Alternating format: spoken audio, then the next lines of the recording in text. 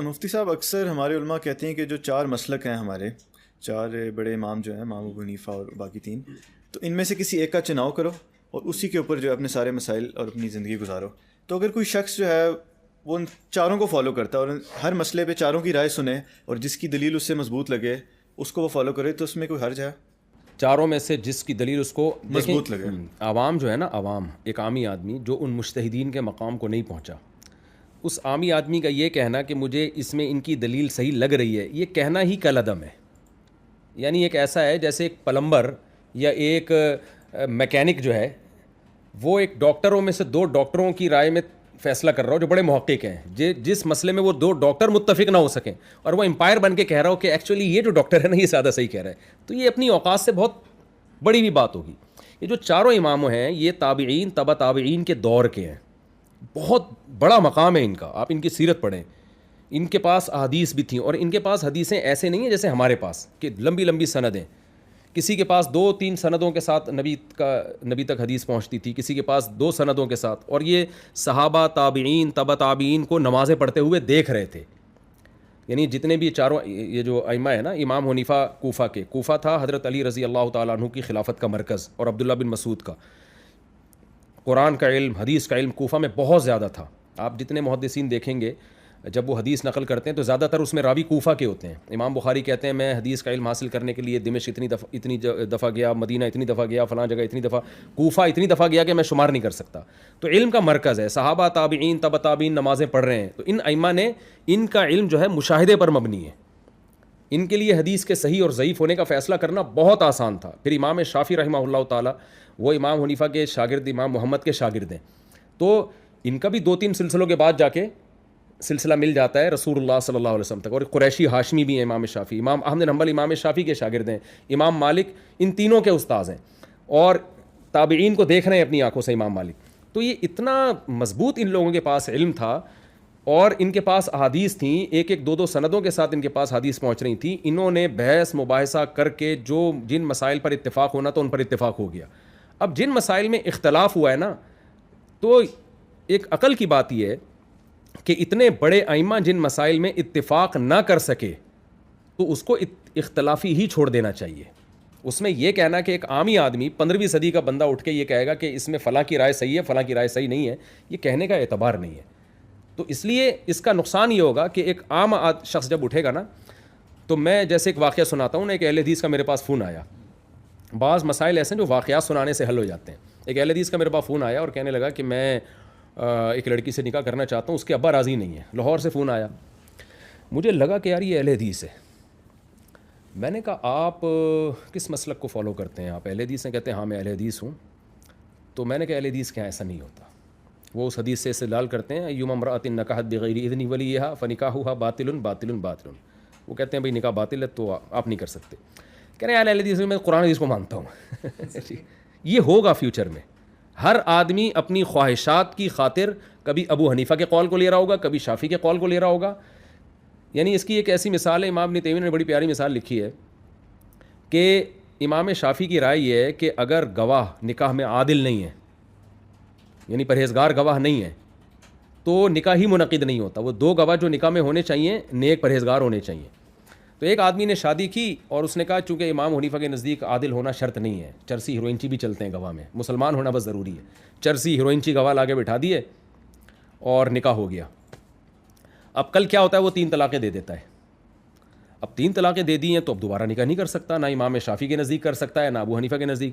تو کہتا ہے یار چونکہ امام شافعی کی رائے میں تو میرا نکاح ہوا ہی نہیں تھا، گواہ عادل تھے ہی نہیں، تو جب نکاح ہی نہیں ہے تو بیوی نہیں ہے، بیوی نہیں ہے تو 3 طلاقیں بھی نہیں ہیں. تو میں امام شافعی کی رائے نا مجھے قرآن حدیث سے بہت زبردست دوبارہ سے لگ رہی ہے، میں دوبارہ نکاح کروں گا. تو علماء نے اپنے اپنے زمانوں میں یہ چیز دیکھی ہے ہوتے ہوئے، ایک پریکٹیکلی ایک چیز نظر آئی ہے. اس لیے صدیوں سے علماء اس پہ فتویٰ دیتے آئے ہیں بھائی یہ چاروں مسلک ٹھیک ہیں، قرآن و سنت کے مطابق ہیں. اور ان بڑے بڑے ائمہ نے پورا زور لگایا قرآن و سنت کی ریسرچ پہ. زور لگانے کے بعد انہوں نے ایک فقہ کو مرتب کیا اور پوری امت اس پہ جمع ہو گئی ہے. ایسے شاندار طریقے سے جمع ہوئی ہے کہ آج سے 100 سال پہلے آپ اگر آپ جائیں گے نا علماء کی ہسٹری اٹھا کے دیکھیں گے تو کسی بھی عالم کی آپ کو اگر سیرت پڑھنی ہوگی تو یا تو طبقات حنفیہ میں یا طبقات مالکیہ میں یا طبقات شافعیہ میں یا طبقات حنابلہ میں آپ کو دیکھنا پڑے گا کہ حنبلی تھے، شافعی تھے، جتنے بھی ہیں، علامہ نووی، ابن حجر، اسماء الرجال کے جو بڑے بڑے علامے گزرے ہیں. آج ہمارے جتنے بھی لوگ حدیث کی جب تحقیق کرتے ہیں کہ حدیث صحیح ہے ضعیف ہے تو ابن حجر کی بات کو لیتے ہیں، وہ پکے شافعی تھے. صحیح مسلم کی شرح جب بھی پڑھی جائے گی علامہ نووی کو پڑھا جائے گا، وہ پکے شافعی تھے. تو اگر آپ یہ کہتے ہو یہ حنفی شافعی سارے غلط تھے تو یار آپ تو 99% امت تو یتیم ہو جائے گی پھر، صحیح ہے نا. تو اتنی بڑی امت ایک چیز پہ جمع ہوئی ہے کہ بھائی جب یہ فقہ قرآن و حدیث کی تحقیق سے مرتب ہو چکا ہے تو اب انہی میں سے کسی ایک کو فالو کریں اور دوسرے کو ٹھیک سمجھیں. تو صدیوں سے اسلامی حکومتیں اسی پہ چلی آ رہی ہیں. ترکوں کی جو خلافت عثمانیہ تھی جنہوں نے اتنی بڑے خطے پر حکومت کی، وہ حنفی تھے سارے. منگول جب مسلمان ہوئے ہیں نا تو سارے حنفی تھے وہ.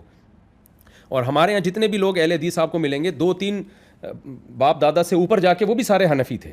یعنی 2-3 پشتوں کے پیچھے آپ جائیں گے نا تو وہ سارے حنفی. اگر ملیشیا میں جائیں گے تو پیچھے سارے شافعی ملیں گے آپ کو. تو جب امت ایک اتنے بڑے پیمانے پر ایک فقہ پہ جمع ہو گئی ہے، اب عوام کو اگر چھوڑ دیا جائے نا آزاد تو وہ نتیجہ نکلے گا جو اب سامنے آ رہا ہے. تو وہ اہل حدیث کا میں واقعہ مکمل کروں. میں نے ان سے کہا، میں نے کہا بھائی آپ اہل حدیث کو فالو کرتے ہیں تو ان کی تحقیق یہی ہے کہ نہیں ہوتا نکاح تو آپ نہ کریں. کہتے ہیں میں اہل حدیث کو نہیں مانتا، میں قرآن و سنت کو مانتا ہوں. تو میں نے کہا دیکھیں آپ قرآن و سنت کو مانتے ہیں تو اس سے پہلے مجھ سے کبھی کوئی مسئلہ کیوں نہیں پوچھا آپ نے؟ اس سے پہلے تو آپ نے کبھی نہیں مجھ سے رابطہ کیا. آج ہی آپ کو کیوں خیال آ رہا ہے کہ جی مفتی طارق مسعود تو قرآن و سنت کے مطابق فتویٰ دے گا اور وہ جو فلانے اہل حدیث عالم ہیں جن کو آپ آج تک فالو کرتے رہے وہ قرآن و سنت کے خلاف جائیں گے؟ میں نے کہا بھائی آپ کا مقصد قرآن و سنت نہیں ہے، آپ کو ایک لڑکی چاہیے، ایک یعنی یوں سادہ لفظوں میں ایک ٹھڑک پوری کرنی ہے، اس پہ لیبل کیا لگایا جا رہا ہے؟ قرآن و سنت کا. تو میں نے کہا میں اس آپ کے لیے اس عمل کو ٹھیک قرار نہیں دیتا.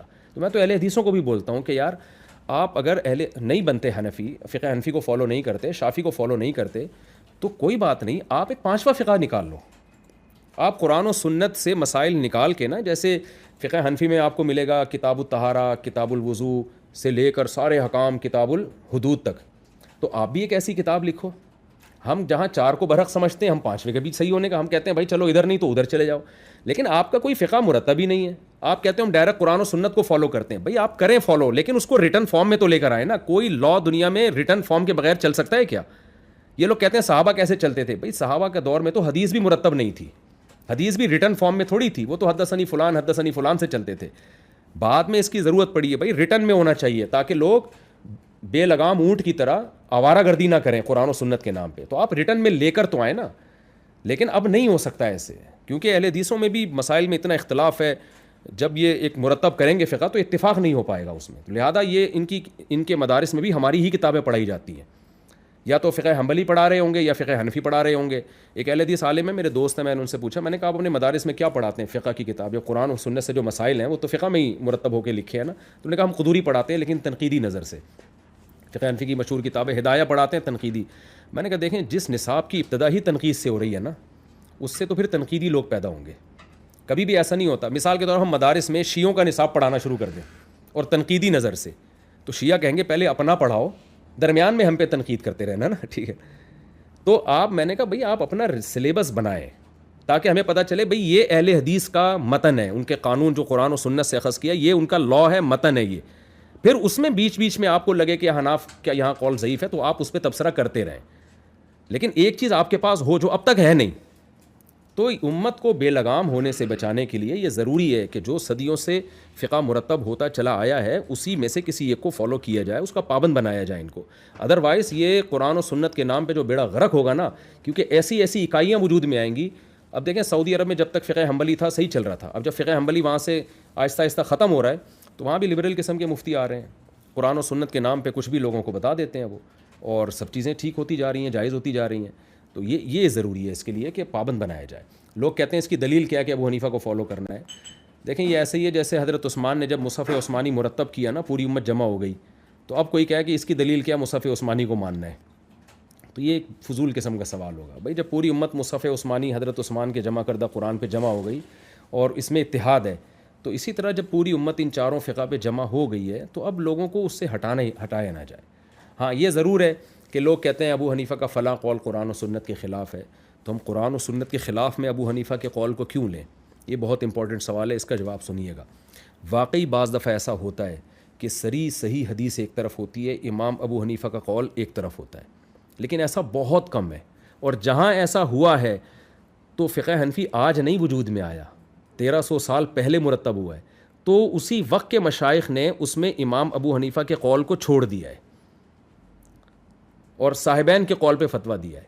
جیسے امام ابو حنیفہ کے نزدیک عقیقہ سنت نہیں ہے, لیکن بخاری مسلم کی حدیث ہے عقیقے کی, تو حنفی فقہ میں عقیقہ سنت ہے, حالانکہ ابو حنیفہ کے نزدیک سنت نہیں ہے. امام حنیفہ کے نزدیک بارش میں یہ جو نماز استسقاء ہے یہ سنت نہیں ہے, لیکن اس پر چونکہ صحیح حدیث ہے, ہم نے کہا یار امام حنیفہ تک حدیث نہیں پہنچی ہوگی, تو ہمارے جتنے مشائخ ہیں انہوں نے صاحبین کے قول پہ فتویٰ دیا ہے کہ نہیں جی یہ سنت ہے. تبھی آپ دیکھیں احناف کی کتابوں میں یہ لکھا ہے کہ نماز استسقاء سنت عمل ہے, حالانکہ ابو حنیفہ کے نزدیک نہیں ہے. امام ابو حنیفہ کے نزدیک دارالحرب میں کافر سے سودی لین دین کر سکتے ہیں, لیکن سود سے متعلق حدیثیں ایک طرف اتنی زیادہ ہیں, ہم نے ان کے ظاہر کو لیا اور ہم نے فتویٰ یہ دیا, ہمارے جتنے مشائخ ہیں, کہ نہیں جی کہیں بھی سود نہیں لے سکتے آپ, صاحبین کے قول پہ فتویٰ دیا. ایسے اور بھی بہت سارے. امام حنیفہ کے نزدیک ماں بچے کو 2.5 سال تک دودھ پلا سکتی ہے, اور اس میں امام صاحب کے پاس قرآن کی آیتیں بھی ہیں. لیکن ہم نے کیا کیا, ہمارے مشائخ نے, ہم نے نہیں, آج سے بہت صدیوں پہلے انہوں نے کہا کہ چونکہ اس میں قرآن کی جو آیت ہے نا والوالدات یرضعن اولادہن حولین کاملین, اس کے ظاہر سے یہی پتہ چل رہا ہے کہ 2 سال, تو فتویٰ ظاہر پہ ہی دیا ہے کہ 2 سال تک ہی پلا سکتی ہے. تو یہ جو الزام لگایا جاتا ہے نا احناف پر کہ یہ قرآن و سنت کے خلاف ابو حنیفہ کے قول کو لیتے ہیں, یہ کم علمی کی وجہ سے پروپیگنڈا ہے. یہ ایسا نہیں ہے. جو قول قرآن و سنت میں, اب امام حنیفہ کا قول قرآن و سنت کے خلاف تھا, اس کو لگا ان کو ظاہر میں, تو وہ قول پہلے ہی ترک کر دیا گیا ہے. تو اور یہ چاروں فقہ میں ایسا ہوا ہے. مالکی فقہ میں بعض اقوال امام مالک کے نہیں لیے, شافعی فقہ میں بعض اقوال امام مالک کے چھوڑے گئے ہیں. تو بڑی ایک مرتب ہو کے ایک چیز وجود میں آئی ہے. اب نئے نئے اسکالر پیدا ہوں اور کہیں کہ یہ چیز ایسی ہے اور یہ ویسی, اور یہاں سے نکلو اور مذاہب کی ان فقہ کی اتباع مت کرو, تو آج جب بھائی اتباع کر کے ہم ان کو آپ کے پیچھے چلا دیں کیا؟ آپ مر گئے تو پیچھے آپ نے تو کچھ بھی نہیں چھوڑ کے گئے. 20 مسائل ہیں, وراثت کے, طلاق کے, نماز کے, سجدہ سہو کے, تو آپ کے پاس تو کوئی گائیڈنس ہے ہی نہیں, کچھ بھی نہیں ہے. 2-4 چیزیں ہیں بس آپ کے پاس, اور وہ بھی جب آپ دنیا سے جاؤ گے تو دوسرا آئے گا وہ ان کو بھی چینج کر دے گا, تیسرا آئے گا تو وہ اس سے بھی اختلاف کر دے گا. تو یہ تو بیڑا غرق ہو جائے گا امت کا. یہ غیر مسلم کیا کرے گا وہ؟ اور یہ مسئلہ ہو رہا ہے یورپ میں, غیر مسلم جو مسلمان ہو رہے ہیں کہنے ہمیں پتہ نہیں چل رہا کہ یہ والا غامدی صاحب صحیح کہہ رہے ہیں, فلانا صحیح کہہ رہا ہے, ڈمکانا صحیح کہہ رہا ہے. ان کو کہا جائے بھائی جو صدیوں پہلے مجتہدین گزر چکے ہیں نا, جن پر پوری امت نے اعتماد کیا ہے, وہ صحیح کہہ رہے ہیں, ان کو فالو کرنا پڑے گا. ادروائز آپ آج کے لوگوں کو فالو کریں گے تو بکھرتے چلے جائیں گے. یہاں ایک اور اشکال کا میں جواب دوں. لوگ کہتے ہیں پھر ابو حنیفہ سے پہلے کے صحابیوں کو کیوں نہیں فالو کر لیتے آپ؟ یہ بھی ایک بڑا اشکال کیا جاتا ہے. پھر ہم نے جب فالو کرنا ہی ہے تو صحابہ کو کیوں فالو نہ کریں؟ یہ ایسا سوال ہے جیسے کوئی کہ ہم مصحف عثمانی کو کیوں فالو کریں, مصحف صدیق کو فالو کیوں نہیں کرتے؟ بھائی حضرت ابو بکر صدیق نے کوئی مصحف مرتب ہی نہیں کیا, تو فالو کیسے کریں گے؟ یہ کام کیا حضرت عثمان نے, تو صحابہ تابعین نے فقہ کو مرتب کیا ہی نہیں ہے. یہ کام چاروں ائمہ نے کیا ہے. جیسے امام بخاری نے حدیث کو مرتب کیا, امام ترمذی نے کیا, تو حدیث میں امام بخاری کو فالو کرتے ہیں نا ہم. تو یہ کام مرتب جو ہوا ہے نا چاروں فقہ, یہ ان چاروں کے دور میں مرتب ہوئے ہیں, تو لہذا اس کے علاوہ ہمارے لیے کسی کو فالو کرنا پاسبل ہی نہیں ہے. ہر مسئلے میں ہمیں ابو بکر رضی اللہ تعالیٰ عنہ سے رہنمائی تھوڑی ملے گی, ان کے اقوال نہیں ہیں. تو ان چاروں اماموں نے اس کا اہتمام کیا ہے کہ قرآن, حدیث اور صحابہ کے اقوال, تو اس میں ان کو فالو کیا. اور ایک آخری بات میں یہ اہم بتا دوں, تقلید جو ہوتی ہے نا ان چاروں مذاہب میں سے کسی بھی ایک مسلک کو جب ہم فالو کرتے ہیں تو خوب سمجھ لیں, تقلید کبھی بھی قرآن و سنت کے خلاف نہیں ہوتی. یہ حرام ہے, گناہ کبیرہ ہے. اگر آپ قرآن و سنت کے خلاف کسی امام کو فالو کرتے ہیں, اس کو درست سمجھتے ہیں, آپ اسلام سے خارج ہیں. تقلید ہوتی ہے اختلافی مسائل میں. کچھ مسائل قرآن و سنت نے بیان کر دی ہیں بہت وضاحت کے ساتھ, ان میں کسی کی تقلید نہیں ہے. 5 نمازیں فرض ہیں, رمضان کے روزے ہیں, روزوں کے اوقات ہیں, اور اس طرح کے بے شمار مسائل ہیں. تقلید ہوتی ہے ان مسائل میں جہاں حدیثیں دونوں طرف ہیں, یا ایک طرف قرآن ہوگا ایک طرف حدیث ہوگی. تو مجتہدین کا اختلاف بھی انہی مسائل میں ہوا ہے. اب چونکہ دونوں طرف حدیثیں ہیں, دونوں طرف دلائل ہیں, تو اس میں اب ایک رائے ہو نہیں سکتی. جیسے بنو قریظہ کی حدیث ہے, نبی صلی اللہ علیہ وسلم نے, بخاری مسلم کی حدیث ہے, آپ صلی اللہ علیہ وسلم نے صحابہ کو بھیجا کہ بھئی تم جاؤ اور جب تک بنو قریظہ نہ پہنچ جاؤ اس وقت تک تم نے عصر کی نماز نہیں پڑھنی. صحابہ بنو قریظہ جانے لگے, راستے میں عصر کی نماز قضا ہونے لگی. اب صحابہ میں اختلاف پیدا ہو گیا. وجہ کیا ہے؟ حدیث یہ کہہ رہی ہے نماز نہیں پڑھنی, قرآن کیا کہہ رہا ہے؟ عصر کی نماز تمام نمازوں سے زیادہ امپورٹنٹ ہے. اب دلائل میں تعارض ہو رہا ہے کہ نہیں ہو رہا؟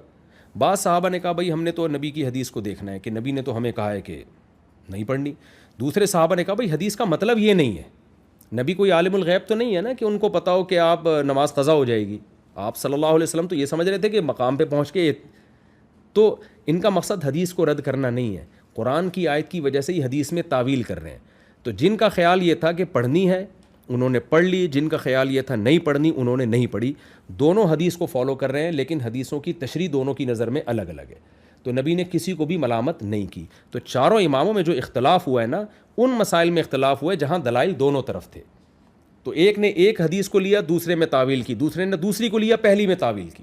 تو ان چاروں اماموں کا کوئی بھی ایسا قول جس پہ فتویٰ دیا جاتا ہے, فتویٰ ان مذاہب میں, ان مسلکوں میں, ان میں کوئی بھی ایسا قول نہیں ہے جس قول پر کسی کے پاس سرے سے کوئی دلیل ہو ہی نہیں. یہ بالکل غلط ہے. اگر کوئی کہتا ہے نا تو وہ غلط بولتا ہے, وہ کم علمی کی بیس پہ ایسی بات کر رہا ہوتا ہے. تو اس لیے ان مسائل میں کی جاتی ہے جو اختلافی ہیں. مسقط میرا بہت آنا جانا ہوتا ہے, وہاں میں دیکھ رہا ہوں کوئی رفع الیدین کر رہا ہے, کوئی یہاں ہاتھ باندھ رہا ہے, کوئی زور سے آمین, کوئی آہستہ آمین.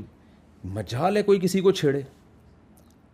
بھائی یہ کون ہے؟ بھائی یہ شافعی ہیں, امام شافعی کے فالوورز ہیں. چلو بھائی ٹھیک ہے یار, یہ بھی میں تو شوافے میں رہا ہوں 20-25 سال. مجھے نہیں یاد کہ میں نے کبھی کسی شافعی کو کہا ہو کہ تم نے زور سے آمین کیوں کہی اور تم نے رفع الیدین کیوں کیا, اور کبھی انہوں نے ہم پہ طنز کیا ہو کہ تم نے رفع الیدین کیوں نہیں کیا اور آہستہ آمین کیوں کہا. یہ صدیوں سے امت اسی طرح چلی آ رہی ہے. اب جا کے یہ مسئلے بعض اسکالرز نے کھڑے کیے ہیں. ان فروعی اختلافی مسائل میں بہت شدت اختیار کی ہے, کیونکہ دوسرے کی دلیل کا علم نہیں تھا, اور اٹھا کے نا وہ چیلنج بازیاں اور یہ ایسے اور یہ اندھے مقلد. تو یہ کوئی میں سمجھتا ہوں امت کی خیر خواہی کا کام نہیں ہے. امت کی خیر خواہی اسی میں ہے کہ جو فقہ صدیوں سے مرتب ہو کے چلا آ رہا ہے, اسلامی عدالتیں اس پہ چلی ہیں. ترکوں کی خلافت چلی, بنو عباس کی خلافت چلی, بنو امیہ میں زیادہ تر حنفی علماء تھے اور بہت سے شوافے بھی تھے. تو جب سے یہ فقہ مرتب ہوا ہے نا, اس کے بعد سے پھر انہی فقہ ہی پر حکومتیں چلی ہیں, تاکہ عوام ایک قانون کی اور ضابطے کی پابند رہے, اور اسلامی عدالتوں کے ججز بھی اس کے پابند رہیں. ورنہ جج کو اگر چھوڑ دیا جائے تو اس جج کا قرآن حدیث الگ ہوگا, اس کا الگ ہوگا, اس کا الگ ہوگا, اس کا الگ ہوگا. وہ 3 طلاق کو 1 کہہ رہا ہوگا, وہ 3 کو 3 کہہ رہا ہوگا, وہ کچھ اور کہہ رہا ہوگا, تو یہ میرے بھائی ایک ارتداد پھیلے گا, اس سے اور کچھ بھی حاصل نہیں ہوگا.